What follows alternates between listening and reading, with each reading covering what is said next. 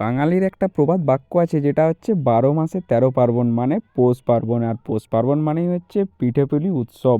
আর পিঠেপুলি উৎসব মানেই পুর পিঠা, কারণ সকলের বাড়িতেই বড় মকরের দিন পুর পিঠা তো হয়েই থাকে, আরও নানা রকম পিঠা হয়ে থাকে। আর আমার বাড়িতে হচ্ছে আজকে পুর পিঠা, মা নিজের হাতে করে পুর পিঠা বানাচ্ছে। আর পুর পিঠার আসল মজা হচ্ছে উনুনের মধ্যে বড় হাঁড়িতে জল বসিয়ে ঝাড়াহাঁড়ি করে পুর পিঠাগুলো একদম নরম তুলতুলেভাবে বানানো হয়। যারা গ্যাসে বানায়, গ্যাসের মধ্যে কিন্তু সেরকম একটা টেস্ট হয় না।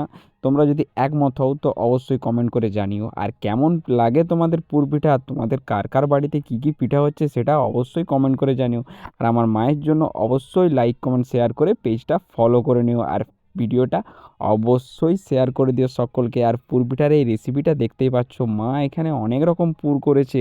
নারকেল পুর, কলাকান্দ পুর, তারপর হচ্ছে বাঁধাকপি, ডাল, এত কিছু পুর করেছে। আর আমি এটা কোথায় কোথায় নিয়ে যাব দেখতে পাচ্ছ, আমি বেরিয়ে পড়েছি। এটা আমার একটা যাবে একটা শ্বশুর বাড়িতে যাবে, আর একটা যাবে আমাদের ছাড়গড়ায় দিদাদের বাড়িতে। ওই পিঠাটা দেখতেই পাচ্ছ একদম রেডি, আমি একদম টিফিনে করে রেডি করে নিয়েছি। এই পিঠাগুলো এবারে নিয়ে যাব, দিতে যাব, কারণ তাদের বাড়িতেও পিঠা হচ্ছে, সেই পিঠাটা আমি নিয়ে আসবো আর এই পিঠাটা আমি তাদেরকে দিয়ে দেবো। আর তোমরা তোমাদের বাড়িতে কি কি পিঠা তৈরি করলে, তোমাদের মা কি কি পিঠা তৈরি করলো, এটা অবশ্যই আমাকে কমেন্ট করে জানিও। আর ভিডিওটা ভালো লাগলে অবশ্যই লাইক কমেন্ট শেয়ার করতে ভুলবে না। আর পেজে নতুন থাকলে পেজটা অবশ্যই ফলো করে নেবে। তো সকলকে মকর সংক্রান্তির শুভেচ্ছা ও ভালোবাসা রইলো। তো দেখা হবে নেক্সট একটা ভিডিওতে। তো সকলকে টাটা, বাই বাই।